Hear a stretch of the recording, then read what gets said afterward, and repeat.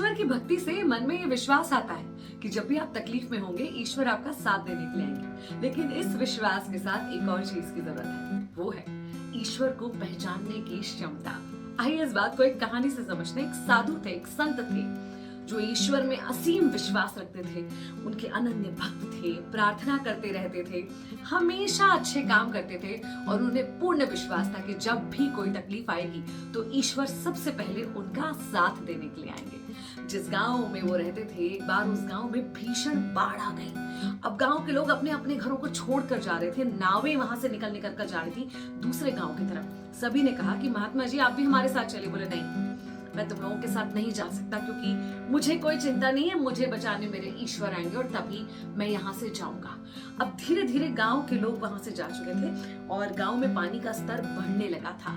जिस जगह पर उनकी कुटिया थी वहां तक भी पानी आ चुका था। तो वे गांव के सबसे ऊंचे टीले पर जाकर बैठ गए, ईश्वर को याद करने लगे, पुकारने लगे कि ईश्वर कब आओगे मेरी मदद करने के लिए। इतने में वहां पर फिर एक नाविक अकेला नाव लेकर आता है, जैसे सिर्फ इनको बचाने आए हो, और कहता है कि महात्मा जी चलिए मेरे साथ। बोले नहीं, मैं तुम्हारे साथ नहीं जाऊंगा, मुझे तो बचाने मेरे ईश्वर आएंगे। तो नाविक के काफी कहने के बाद भी वहां से नहीं जाते, नाविक वहां से वापस चला जाता है।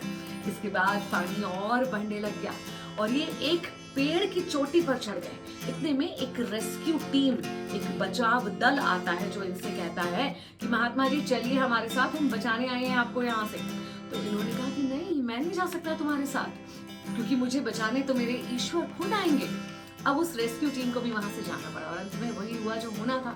पेड़ भी टूट कर गिर गया, उसके साथ महात्मा जी भी पानी में डूब गए और उनकी मृत्यु हो गई। मृत्यु के पश्चात जब भगवान के पास पहुंचे तो भगवान से बोले मैं बहुत नाराज हूँ आपसे, मैंने कितना भरोसा किया आप पे, इतना प्रबल विश्वास था मेरा कि आप मुझे बचाने आएंगे, फिर आप मुझे बचाने क्यों नहीं आए?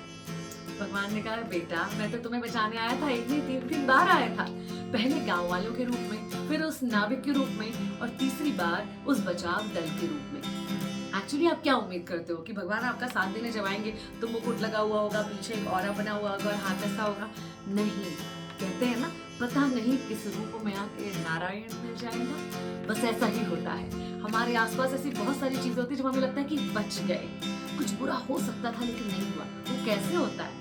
वो ईश्वर की कृपा से होता है।